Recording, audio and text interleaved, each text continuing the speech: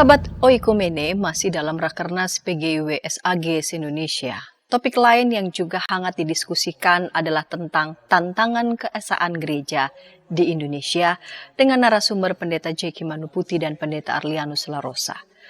Pendeta Jeki Manuputi sebagai Sekum PGI menyampaikan beberapa poin tantangan relasi ekumenis yang meliputi mencairnya batas denominasi, berkembangnya kecenderungan believing without belonging, merumuskan dan mengembangkan model eklesiologi dan dinamika yang inklusif dan terbuka kepada karunia-karunia roh yang dapat dibagikan, mengembangkan pemahaman ekumenis yang berpusat pada kehidupan, tidak sekadar manusia, sejarah, dan dunia, merumuskan kembali komitmen misi dan pemuritan yang berjuang untuk transformasi dunia yang tidak adil dengan memulainya dari gereja sendiri dan mengalir dalam solidaritas dengan mereka yang tertindas.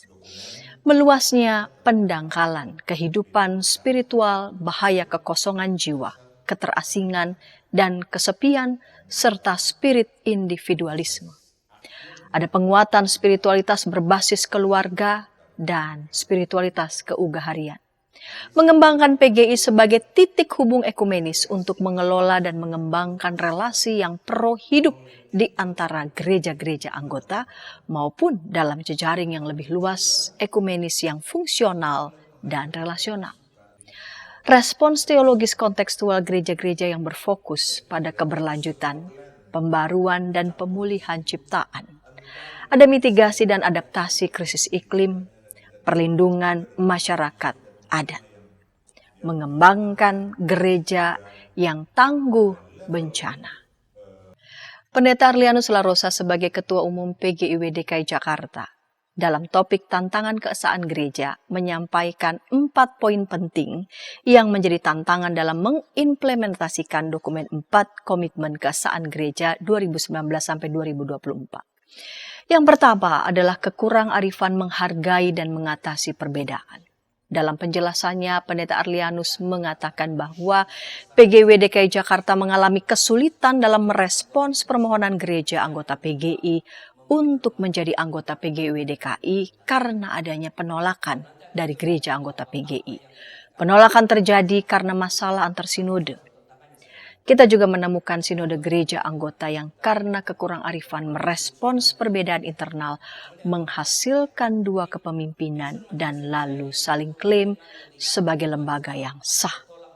Menurut Pendeta Arlianus Larosa, ketegasan dan kejelasan rumusan tata gereja setiap gereja anggota dalam menangani perbedaan-perbedaan yang mungkin muncul menjadi sangat penting dalam menyelesaikan persoalan-persoalan seperti ini. Kedua, dokumen yang tidak terejawantahkan. Pendeta Arlianus Larosa mengatakan dibutuhkan cara yang lebih jitu untuk menolong para pemimpin gereja anggota sehingga dokumen-dokumen ekumenis dapat memengaruhi isi pembangunan jemaat di sinode masing-masing. Yang ketiga, oikumene dalam aksi dan peran lembaga.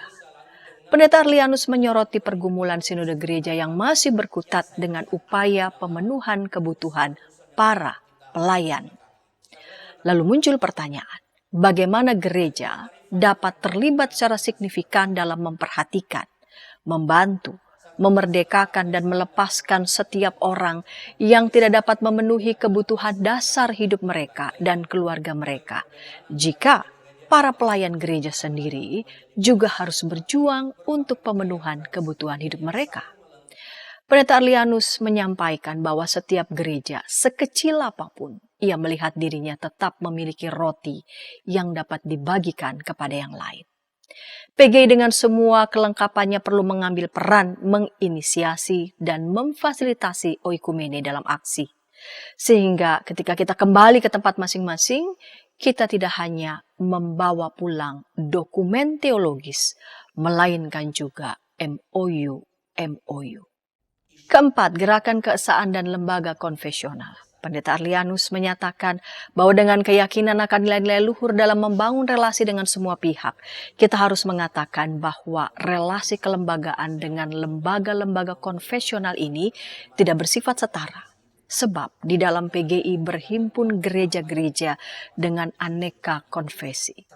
Pendeta Arlianus menyoroti bahwa lembaga-lembaga seperti PGLII, PGPI, PBI, Advent, Bala Keselamatan adalah lembaga-lembaga konfesional, bukan ekumenis.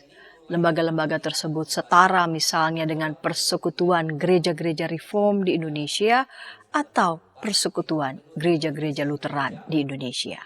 Penempatan lembaga-lembaga tersebut sebagai aras telah menimbulkan tantangan tersendiri dalam kaitan dengan relasi dengan lembaga-lembaga di luar gereja, termasuk pemerintah, dalam memperjuangkan hak-hak umat Kristiani dalam menerima manfaat APBD.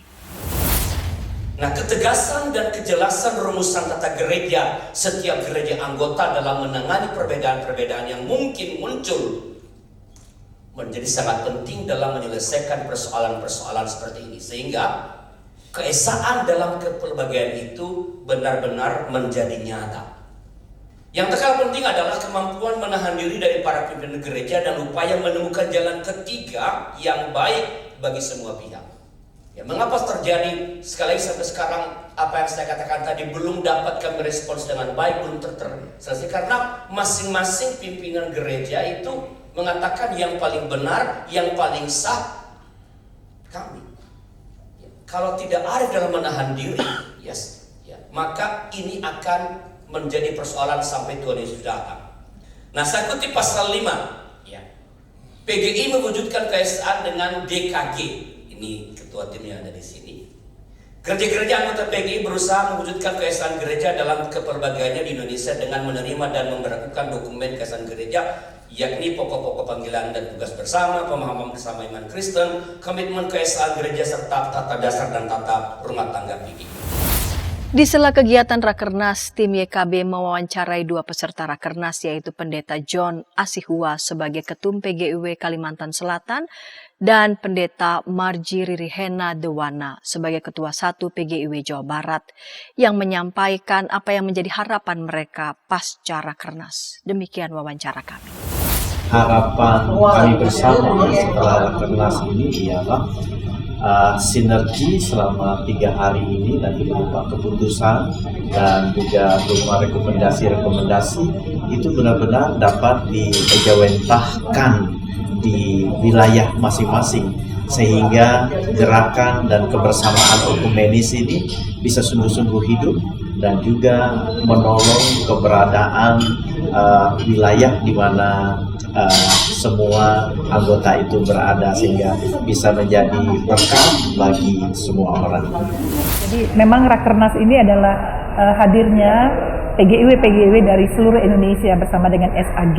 Jadi sharing bersama tentang konteks lokalitas kita dapat menjadi pelajaran baik bagi setiap konteks untuk memetik hikmah dari semua hal yang dikerjakan di lokal masing-masing dan kemudian saling belajar, tapi juga apa yang akan kita kerjakan bersama-sama.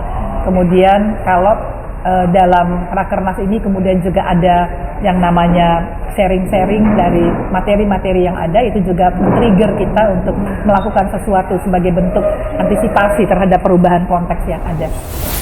Demikian kabar Oikumene dari YKB untuk gereja-gereja di Indonesia.